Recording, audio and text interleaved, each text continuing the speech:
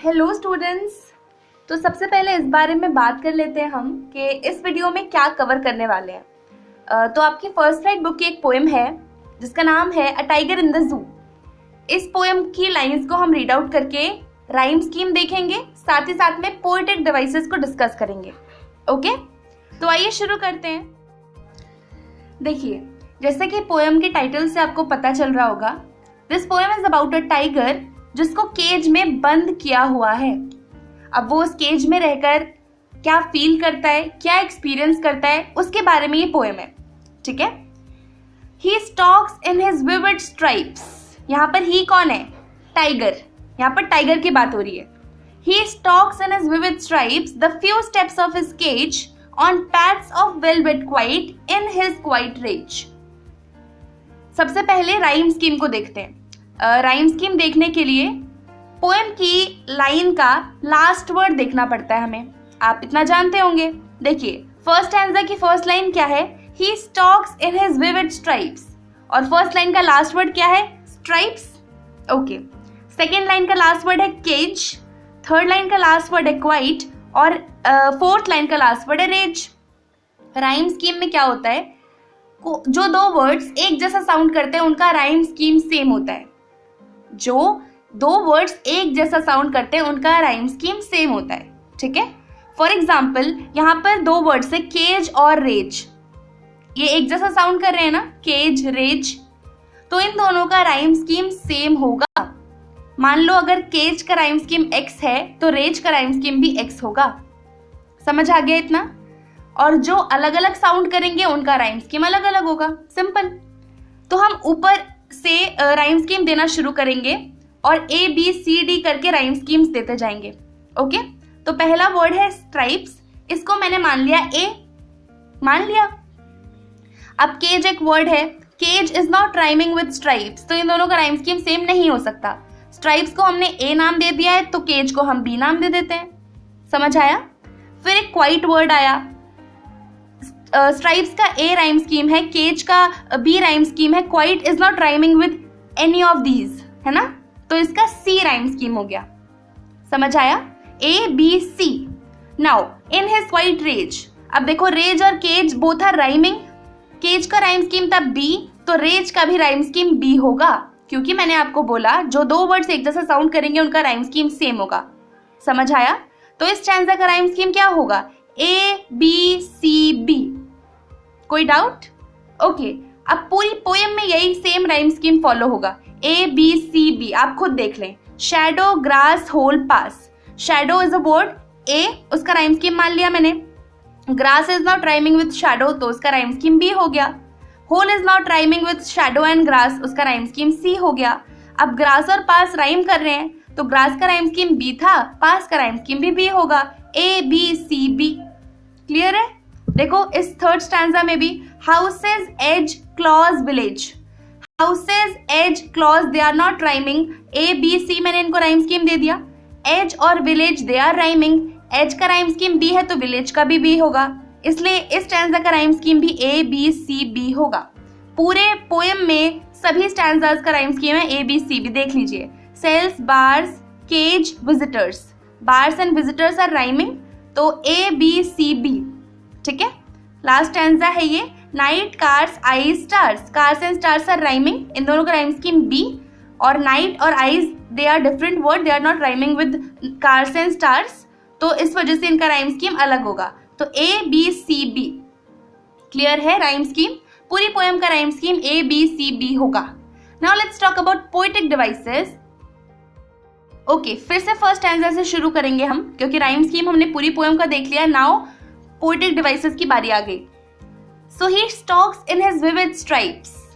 यहाँ पर टाइगर की बात हो रही है। आप जानते हैं tiger is not a person, है ना, लेकिन उसे यहाँ पर ही कहकर बुलाया जा रहा है।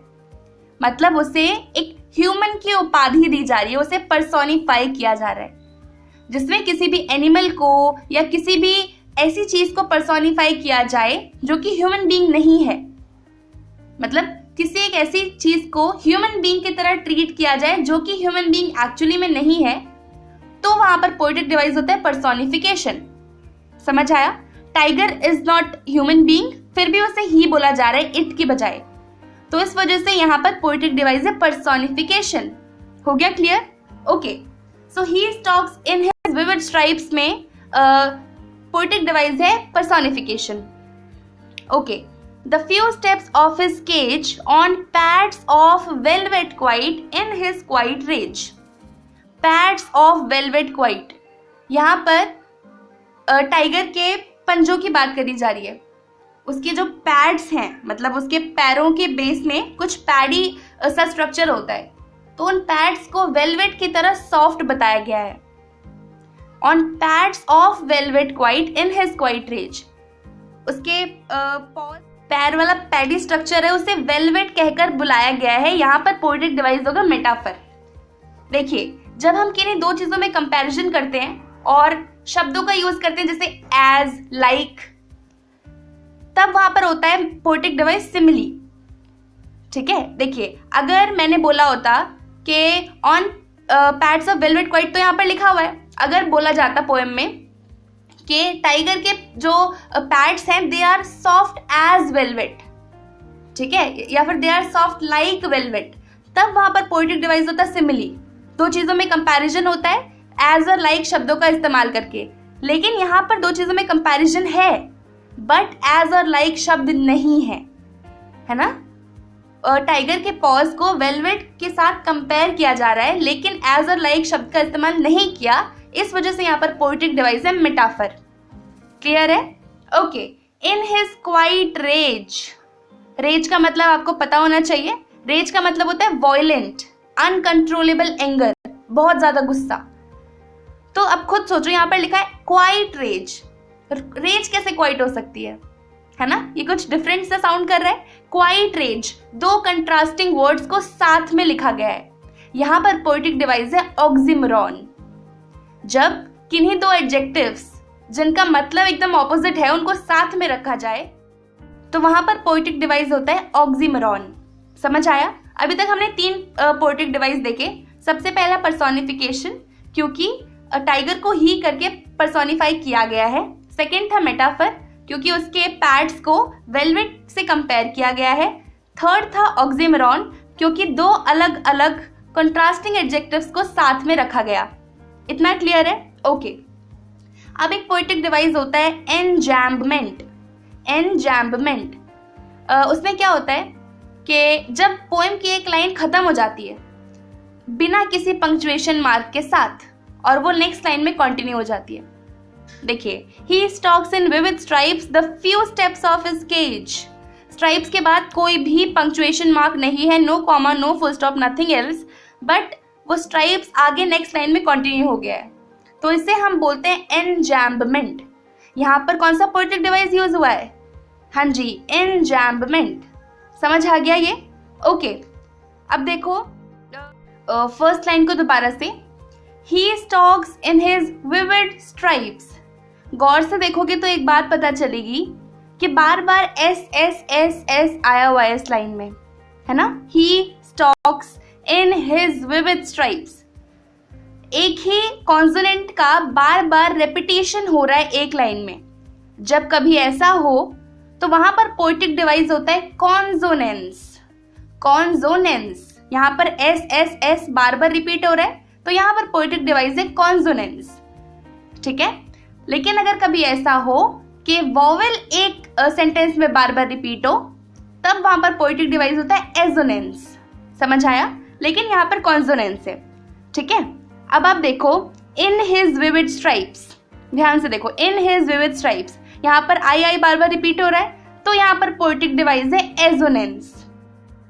He stalks in his vivid stripes, इस लाइन को आप ध्यान से पढ़ेंगे तो आपको इसमें भी एक और पोएटिक डिवाइस नजर आएगा। He stalks in his vivid stripes, stalks का मतलब होता है गुस्से से चलना। विविड स्ट्राइप्स का मतलब क्या है? यहाँ पर जो टाइगर की बॉडी पर कंट्रास्टिंग कलर्स के स्ट्राइप्स होती है, ब्लैक एंड येलो, उन्हें बोला गया है vivid stripes. So he stalks in his vivid stripes मतलब वो टाइगर अपने केज के अंदर जो उसकी बॉडी पर स्ट्राइप्स हैं उन्हें लिए हुए गुस्से से चल रहा है। जब आप इस चीज को पढ़ेंगे तो आपके दिमाग में उस टाइगर के गुस्से से केज में चलने वाली इमेज क्रिएट हो जाएगी, है कि नहीं? तो आप इसको इमेजिन कर पा रहे हैं ना, इसलिए यहाँ पर पोएटिक डिवाइस है इमेजरी। जब पोएम में कोई एक ऐसी लाइन लिखी हो जिसकी इमेज आपके दिमाग में क्रिएट हो रही हो, वहां पर पोएटिक डिवाइस होता है इमेजरी। समझ आया? इस स्टैंजा में हमने कौन कौन से पोएटिक डिवाइस देखे? Personification, metaphor, enjambment, imagery, consonance, assonance और ऑक्सिमोरॉन। ये चीज क्लियर हो गई। और राइम स्कीम तो आप जानते हैं, ए बी सी बी। ठीक है, अब अगला स्टैंजा देखते हैं। He should be lurking in the shadow। Lurking मतलब होता है छुपा होना।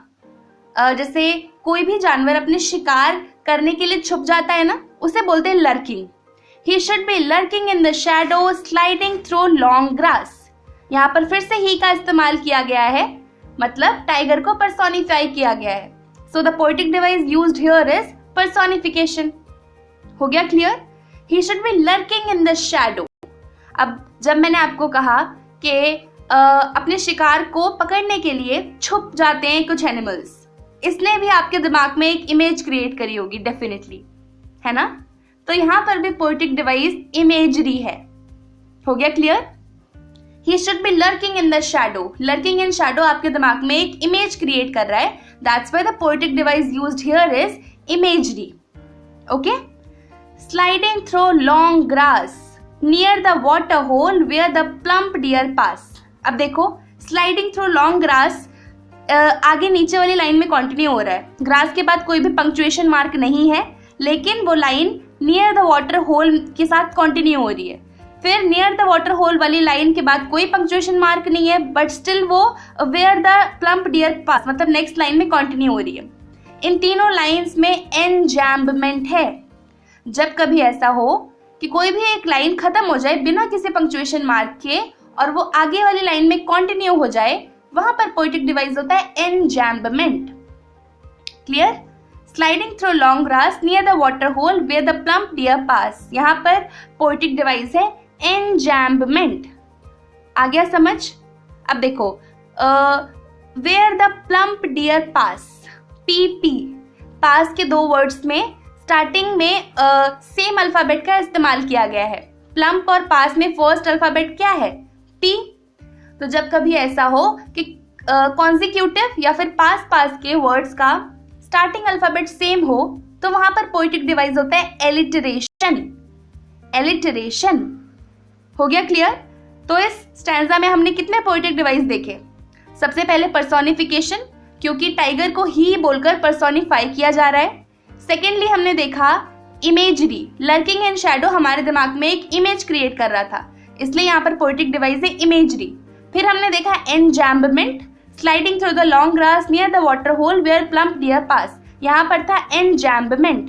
फिर हमने प्लम्प और पास में एलिट्रेशन भी देखा। और राइम स्कीम तो आप जानते ही हैं। Now coming to our next stanza. He should be snarling around houses। Snarling का मतलब होता है गुर्राना, आवाजें निकालना। He should be snarling around houses at the jungle's edge। अब सबसे पहले देखो यहाँ पर, He should be snarling around houses at the jungle's edge। Houses के बाद कोई भी पंक्चुएशन मार्क नहीं है। हाउसेस के बाद सीधा एट द जंगल्स एंड वाली लाइन कंटिन्यू हो रही है ना? मतलब ये फर्स्ट लाइन ही नीचे कंटिन्यू हो रही है विदाउट एनी पंक्चुएशन मार्क। कौन सा poetic device? Exactly, enjambment. He should be snarling around houses. इस लाइन में बार बार एस वर्ड का इस्तेमाल किया जा रहा है। देखो, शुड में है, स्नार्लिंग में है, हाउसेस में भी है। तो यहाँ पर पोएटिक डिवाइस कौन सा? कॉन्सोनेंस। फिर थोड़ा और गौर करेंगे तो ये भी देखेंगे कि शुड अराउंड हाउसेस, इसमें बार बार ओ वॉवल रिपीट हो रहा है। जब एक ही सेंटेंस में बार बार वर्ड्स में वॉवल रिपीट हो, तब वहां पर कौन सा पोएटिक डिवाइस होता है? Exactly, assonance. तो इस लाइन में हमारे पास एजोनेंस भी है, कॉन्सोनेंस भी है, एनजैम्बमेंट भी है, और साथ ही साथ एक और पोएटिक डिवाइस है जिसका नाम है ओनोमाटोपोइया। ओनोमाटोपोइया मतलब जब हम पोएम में साउंड वर्ड्स का इस्तेमाल करते हैं। साउंड वर्ड्स मतलब जैसे जिंगल, जैसे बेल साउंड करती है ना जिंगल, हम इसका इस्तेमाल कर ले पोएम में, तब वहां पर पोएटिक डिवाइस होगा ओनोमाटोपोइया। ठीक है, एक पोएम में साउंड वर्ड्स का इस्तेमाल मतलब onomatopoeia. Snarling is a sound word, गुर्राने को हम स्नार्लिंग बोलते हैं, तो इसलिए यहाँ पर पोएटिक डिवाइस क्या है, ओनोमाटोपोइया। हो गया क्लियर? Okay. Bearing his white fangs his clause terrorising the village. अब यहाँ पर देखिए his white fangs his clause, इसमें बार बार एस रिपीट हो रहा है। कौन सा poetic device? Exactly consonance. Same consonant अगर एक सेंटेंस में बार बार आ रहा है तो वहां पर पोएटिक डिवाइस होता है कॉन्सोनेंस। इस स्टैंजा में हमने कौन कौन से पोएटिक डिवाइस देखे? सबसे पहले एनजैम्बमेंट, उसके बाद एजोनेंस। कहां पर था एजोनेंस? हाँ जी, शुड अराउंड हाउसेस, क्योंकि यहाँ पर बार बार ओ रिपीट हो रहा था। साथ ही साथ कॉन्सोनेंस भी था क्योंकि शुड, स्टार्लिंग, हाउसेस, इन सब में एस रिपीट हो रहा था। फिर हमने देखा ओनोमाटोपोइया क्योंकि वहां पर एक साउंड वर्ड था स्नार्लिंग।